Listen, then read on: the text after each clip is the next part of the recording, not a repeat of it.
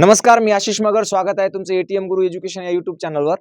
बघा, सध्या शासनाचं पत्र आलंय 4थी आणि 7वी स्कॉलरशिपसाठी.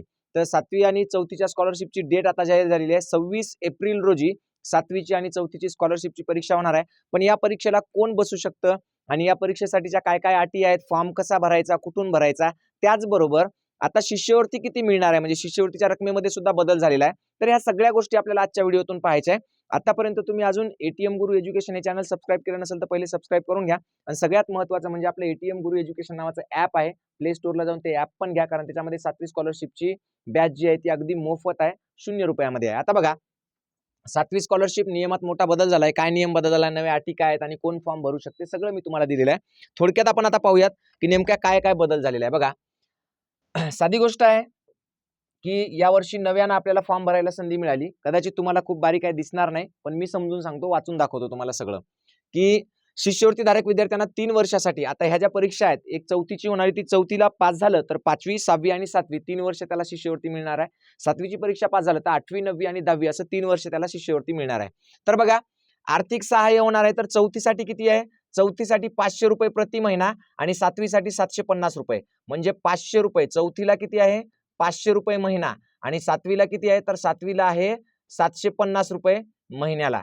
म्हणजे 4थीला ₹6000 आणि 7वीला ₹9000 वर्षाला. 4थी पास झालं तर दरवर्षी तुम्हाला ₹4000 ₹6000 मिळतील आणि 7वी पास झालात तर दरवर्षी तुम्हाला जवळपास ₹9000 मिळतील. आता मूळ मुद्दा असा असतो की केवळ हे पैसे मिळतात म्हणून या परीक्षांचा अभ्यास करायचा नसतो, तर ह्या ज्या परीक्षा असतात ह्या तुमच्या भविष्यातल्या स्पर्धा परीक्षांचा पाया असतो. मग तुम्ही नीट द्या, जेईई द्या, कोणत्याही परीक्षा द्या, त्या कमीत कमी वेळामध्ये चांगल्या पद्धतीनं ट्रिक्सनुसार त्याच्यातले गणितं किंवा इतर सगळ्या गोष्टी कशा सोडवायच्या, या सगळ्यासाठी या परीक्षा असतात. म्हणून ही परीक्षा, हा फॉर्म भरणं आणि परीक्षा देणं महत्त्वाचं असतं. तर अशा पद्धतीनं आर्थिक सहाय्य कळालं.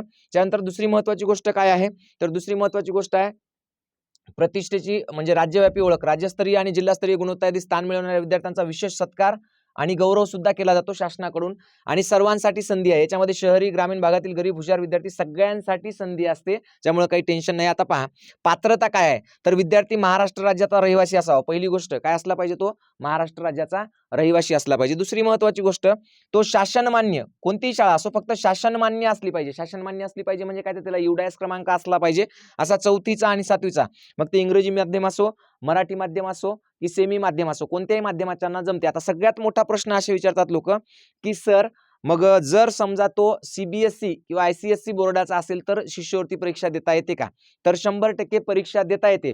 फक्त त्यांची रँकिंग पण येते, म्हणजे महाराष्ट्रामध्ये त्यांची रँकिंग, त्यांचा मार्क, त्यांचा निकाल सगळं लागतो. फक्त त्यांना शिष्यवृत्ती भेटत नाही, म्हणजे पैसे मिळत नाहीत. फक्त बाकी सगळ्या गोष्टी करता येतात. आता मुख्य बदल काय आहेत? तर 25-26 पासून परीक्षा बदललेली आहे आणि 5वी ऐवजी 4थीला, 8वी ऐवजी 7वीला राहणार आहे. आता याच्यामध्ये 4थी आणि 7वी, आता याचं नाव सुद्धा बदलले. तर प्राथमिक शिष्यवृत्ती परीक्षा केलंय आणि याला उच्च प्राथमिक शिष्यवृत्ती परीक्षा. 4थीला काय केलंय? तर प्राथमिक शिष्यवृत्ती परीक्षा आणि 7वीसाठी उच्च प्राथमिक शिष्यवृत्ती परीक्षा. आता दरमहा ₹500, दरमहा ₹750 हे सगळं सांगितलं मी तुम्हाला. आता मूळ मुद्दा आहे की फॉर्म भरायचा कसा आणि फीस किती लागणार.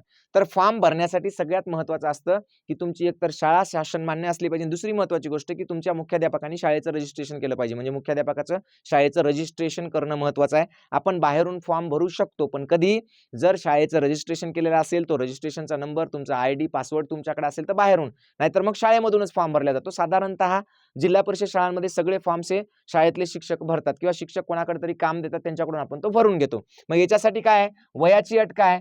तर पहा, वयोमर्यादा जी आहे ती 1 जून रोजी पकडल्या जाणार आहे. म्हणजे 4थीत असेल तर किमान त्याचं कमाल वर्ष 10 वर्ष वय असावं. कधी? 1 जूनचं.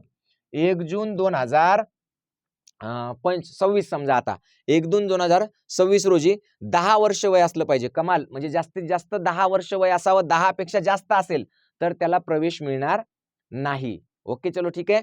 काय सांगितलंय? 1 जून रोजीचं वय त्याचं 10 वर्ष असलं पाहिजे. 10 वर्षापेक्षा जास्त असले, एरी साधारणतः आपण काय करतो? तर 6 वर्षाचं झाल्यानंतर पहिलीत टाकतो. म्हणजे 7 वर्ष, 8 वर्ष, 9 वर्ष आणि 10 वर्ष. 4थीला असताना आपलं वय किती असतं? साधारणतः 10च वर्ष असतं. बरोबर आहे? 10 वर्षापेक्षा जास्त मोठं नसतं. त्याच्यानंतर 7वी कमाल 13 वर्ष. ओके, 7वीचं किती असलं पाहिजे? 13 वर्ष. जर दिव्यांग असेल, म्हणजे अपंग विद्यार्थी ज्यांना सध्या दिव्यांग म्हणतात, तर त्यांचं 4थीचं असेल तर 14 वर्ष आणि 7वीचं असेल तर 17 वर्ष असं त्यांचं वय दिलेलं आहे. गुण, प्रत्येक पेपरमध्ये पास होण्यासाठी 40% गुण आवश्यक आहेत. म्हणजे फक्त पात्र होणे आणि शिष्यवृत्ती धारक होणे या दोन्हीमध्ये फरक आहे. फक्त 40% गुणांना पास आहे, म्हणजे 150 मार्काचा पेपर असेल तर त्याच्यातले 40% आपल्याला पाहिजे. चलो ओके ठीक आहे. म्हणजे 60 मार्क पाहिजे पास व्हायला. दोन्ही पेपर मिळून 300 मार्क असतात. तर 300 पैकी किती पाहिजे तुम्हाला? 120 मार्क पाहिजे पास व्हायला. 120च्या वर जर पडले तर तुम्ही पात्र होता दोन्ही पेपरमध्ये तसे जर असतील तर. त्याच्यानंतर पहा, अभ्यासक्रम महाराष्ट्र राज्य शासनाने दिलेला आहे. अभ्यासक्रमावरची मी याच्या आधी सुद्धा एक व्हिडिओ केलेला आहे, त्याच्यामध्ये अभ्यासक्रम पूर्ण सांगितलेला आहे. आता शुल्क काय आहे तर पहा, बिगर मागास म्हणजे ओपन किंवा खुला प्रवर्ग जे म्हणतो आपण त्याच्यासाठी 200 रुपये आहे. खुल्या प्रवर्गासाठी किती आहे? 200 रुपये आहे. आणि मागासवर्गीय किंवा दिव्यांग असतील तर त्यांच्यासाठी 125 रुपये आहे. किती आहे? 125 रुपये. आणि शाळेची नोंदणी म्हणजे प्रत्येक शाळेला स्वतःची नोंदणी करावी लागते, रजिस्ट्रेशन करावं लागतं. त्याच्यासाठी शाळेला 200 रुपये फीस आहे.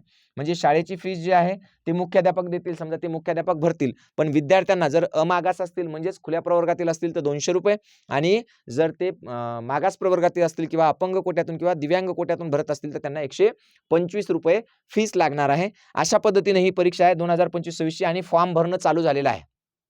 फॉर्म भरण्यासाठी आपल्याला ही एक लिंक दिलेली आहे, जी मी व्हिडिओच्या खाली कमेंटमध्ये देईल. त्याचबरोबर आपलं ॲप जेवढ्यांनी घेतला असेल त्या सगळ्या ॲप घेतलेल्या लोकांना नोटिफिकेशनमध्ये ही लिंक टाकलेली आहे. त्या लिंकवर जाऊन तुम्ही तिथून फॉर्म किंवा शाळेचं रजिस्ट्रेशन करू शकता आणि नंतर फॉर्म भरू शकता. तर शाळेचं रजिस्ट्रेशन हे मुख्याध्यापकांनी करायचं असतो. त्यांचा ईमेल, त्यांचा मोबाईल नंबर तिथं लागत असतो, त्यांचा फोटो लागत असतो. चलो ठीक आहे, ओके. फॉर्म भरणं सुरू झालेलं आहे. त्याच्यामुळे तुम्ही आता फॉर्म भरायला मोकळे. तुमच्या शाळेत शिक्षकांना सांगा, शिक्षक तुमचा फॉर्म नक्की भरून देतील. आता महत्त्वाची पुढची गोष्ट अशी आहे की 7वी स्कॉलरशिपची लाईव्ह बॅच आपल्याकडे आहे. याची किंमत जरी 3,499 असली तरी आपण 0 रुपयामध्ये ही सध्या देत आहोत. किती रुपये? 0. म्हणजे मोफत, अगदी मोफत बॅच आहे. दररोज याच्यामध्ये 3 तास लाईव्ह होतं. किती? 3 तास लाईव्ह लेक्चर्स होतात. सकाळी 6 ते 7, संध्याकाळी 7 ते 8 आणि 8 ते 9 असं 3 तास दररोज लाईव्ह होतं. आणि हे सगळं फ्री आहे, 0 रुपयामध्ये. तुम्हाला एकही रुपया लागणार नाही. त्याच्यानंतर 4थी स्कॉलरशिपची सुद्धा बॅच आहे. 3000 रुपये फीस होती, पण सध्या 1111 रुपयाची फीस आहे. फक्त 1111 रुपयामध्ये ही तुमची परीक्षा होईपर्यंत असेल. याच्यामध्ये सुद्धा दररोज 3 तास लाईव्ह लेक्चर्स होतात. चलो ओके ठीक आहे. आता दुसरी महत्त्वाची गोष्ट, तर 6वी फाउंडेशन बॅच आहे आपल्याकडे. ही 4थी स्कॉलरशिपची बॅच जशी संपेल आता 5वी स्कॉलरशिपची म्हणजे जी 22 एप्रिलला आहे, ती संपल्याबरोबर 1 मार्च पासून ही फाउंडेशनची बॅच आपली 6वीची चालू होईल. याच्यामध्ये BDS आणि होमी बाबा या दोन्ही परीक्षांचा अभ्यास याच्यातून घेतला जाईल. त्याच्यानंतर 8वीची NMMS ची जी बॅच आहे, तर ती 7वी स्कॉलरशिपची बॅच जेव्हा संपेल एप्रिल महिन्यामध्ये, की लगेच मग 1 मे पासून किंवा 2 मे पासून ही 8वी NMMS ची बॅच लाईव्ह चालू होणार आहे. चलो ओके ठीक आहे. तर अशा पद्धतीनं हे सगळ्या बॅचेस याच्यामध्ये आहेत. जर तुम्ही ATM गुरु एज्युकेशन हे ॲप अजून घेतलं नसेल प्ले स्टोअरला जाऊन तर ते घ्या. बघा, महाराष्ट्रातलं नव्हे तर भारतातलं एकमेव असं ॲप आहे ज्याला 5 स्टार रेटिंग आहे. किती? 5 स्टार म्हणजे आउट ऑफ रेटिंग आहे. अजूनपर्यंत एकही पालक, एकही विद्यार्थी हे ॲप घेऊन असं म्हणलं नाही की मला म्हणजे बा काहीतरी ॲपमध्ये कमी आहे. सगळ्यात बेस्ट, सर्वोत्कृष्ट. तुम्ही कोणत्याही ॲपला जाऊन चेक करा, बघा तुम्ही 5 स्टार रेटिंग आहे का कोणाला. पण आपलं ATM गुरु एज्युकेशन ॲप आहे, त्याच्यामध्ये 5 स्टार रेटिंग आहे. सगळ्या पॉझिटिव्ह कमेंट्स आहेत. आणि सगळ्यात महत्त्वाची गोष्ट काय आहे तर ॲपचा आतापर्यंत एका वर्षामध्ये 120 पेक्षा जास्त 120 हजार म्हणजेच 120K म्हणजेच 1,20,000 लोकांपेक्षा जास्त लोकांनी डाउनलोड केलेला आहे. तेवढ्या लोकांनी विश्वास दाखवला आणि सगळे समाधानी आहेत त्याच्यावर. त्याच्यामुळे ॲप घ्या, त्याच्यामधून ह्या बॅचेस घ्या. फ्री बॅचेस पण आहेत, काही अगदी थोड्याफार किमतीमध्ये पण काही आहेत. तुम्हाला जी लागते ती बॅच घ्या, चांगला अभ्यास करा. धन्यवाद. थांबूया इथं. जय हिंद, जय महाराष्ट्र.